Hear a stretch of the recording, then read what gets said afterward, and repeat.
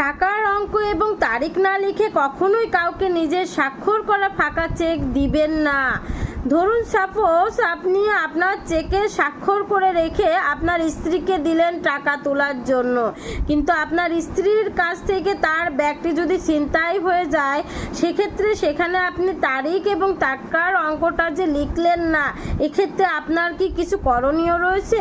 অবশ্যই আপনার থানায় একটি জিডি করতে হবে আপনার চেক হারিয়ে যাওয়ার জন্য, এবং অবশ্যই যেই সংশ্লিষ্ট শাখা থেকে, ব্যাংকের শাখা থেকে আপনি আপনার ব্যাংক অ্যাকাউন্টটি খুলেছেন সেই শাখায় এই বিষয়টি অবহিত করতে হবে, নতুবা আপনাকে অবশ্যই চেকের মামলার সম্মুখীন হতেই পারেন আপনি। এই জন্য সাবধানতা অবলম্বন করার কোনো বিকল্প এখানে নেই।